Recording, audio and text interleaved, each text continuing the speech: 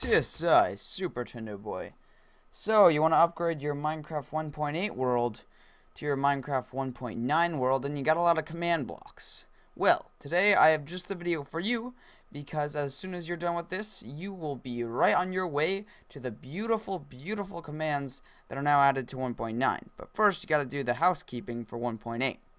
So, I just want to clarify at the beginning of this video, this is only going to cover things that could have been written in commands in 1.8 that you now need to change after 1.9. This will not cover any of the new commands or the way commands work in 1.9.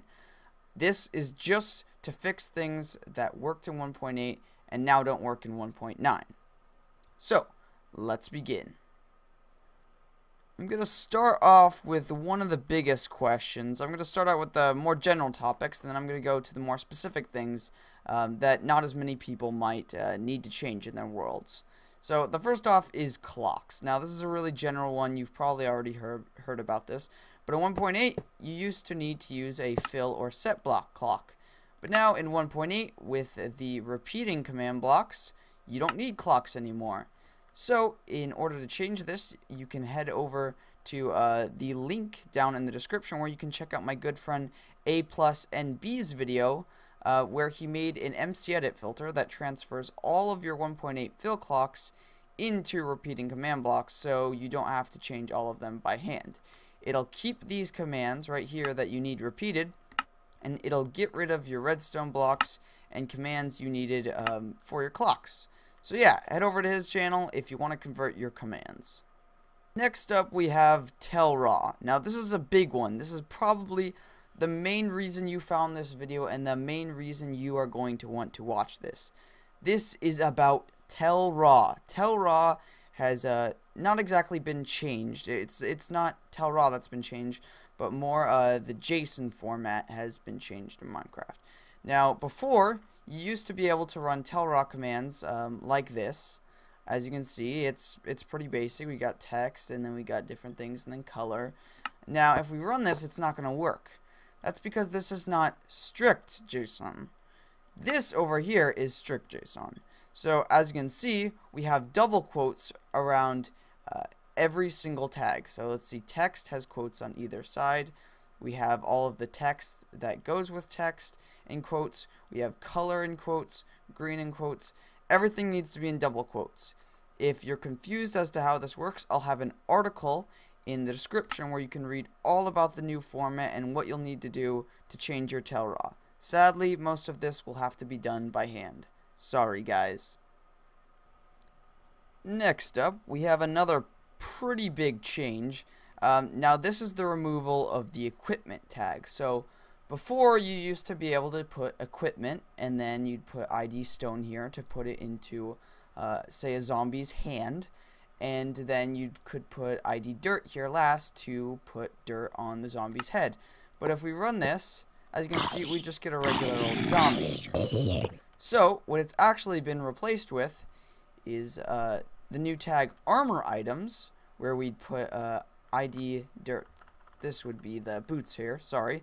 ID dirt would be the head here, and then hand items, which we have the right hand and the left hand, now is completely separate tag. So if we summon this, you can see that we have a zombie with a dirt head right here and stone in its hand. And along with the removal of the equipments tag, they also removed the drop chances tag, but never to worry, we have something very similar. Now we have armor drop chances and hand drop chances, which work exactly how drop chances work, except now, just like how these two are separate from equipment, these two are separate from drop chances. So keep that in mind when you're summoning your custom armored mobs. Next up, we have the popular heal F tag. Now, I didn't see this used much publicly, but this was giving players the ability to summon mobs with a custom amount of health using this tag. And we have it set to 1 right here, and if we summon this, we get a zombie, but instead of having 1 health, you can see that he obviously has quite a lot. So if we come over here, the heal F tag has now been replaced with just the straight up health tag, which is much easier to remember and much easier to use. So if we summon this zombie here, we can pull out our diamond sword and kill him in one hit because he only has 1 health. So, much simpler now. Next up, we have something related to the summoning of fireballs, which has ever been a problem in the redstone community. So, you used to be able to summon a fireball by just giving it an empty direction tag. But if we try this, it doesn't work anymore. Now in 1.9, Mojang has made it even harder on us.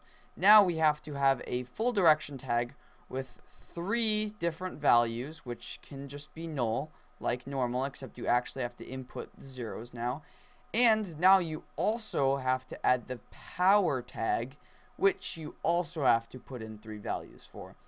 So, a lot more work for fireballs, but still not much of a problem. And the last, definitely least, and probably the most technical change of commands that I have been able to find is the change of how mob spawners work. Now, if we go into this, we used to be able to just set block a mob spawner, and we could put entity ID wolf, and then spawn data, and we could put all of our tags and stuff for our wolf. But if we try this, you can see that we just get a pig spawner, which is definitely not what we want, because inside the command, we definitely, come on pig, just die, because in the command we specified that the ID is wolf. So if we come over here, you can see that now we have to set block mob spawner, and instead, inside of the spawn data, you have to put ID wolf. So this is very similar to how writing worked. You would put the writing tag, and then inside of it, with the tags of that entity, you had to put ID whatever the entity is, and then name all of its tags. So it's, I don't know if it's really that much more work, but you do have to change all of your mob spawner commands by hand, though I'm assuming by now most people just use summon commands.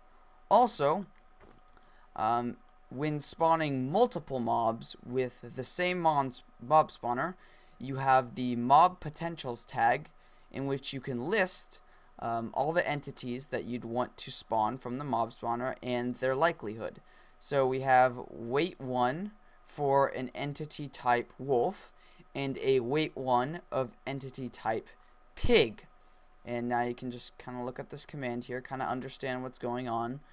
And now, when we do this, you can see that the mob spawner created a pig. And if we look here, you can see it has a little pig icon in it. So that means that it's going to spawn a pig again. So if we wait, it should spawn another pig. Ah, there we go. So we got ourselves another pig. And as you can see, now the spawner changed to wolf, because the other entity that we inputted in here was wolf, and they both have a weight of 1, meaning their likelihood is a 50% chance of a wolf and a 50% chance of spawning a pig. You can list as many entities as you want in here and change their weight, which is their likelihood, which has to be at least 1 and can go as far as I believe you want it to. But that's about it. So I hope this helped you fix all your commands from 1.8 that you're now going to be using in 1.9. Please, if there's anything, oh, here's our wolf now. If there's anything I missed or anything you found that I missed, or maybe something that I said wrong, please, please, please put it in the comments down below so I can put it in the description or put it up on an annotation on the screen, because I don't want to give out any misinformation. So yeah.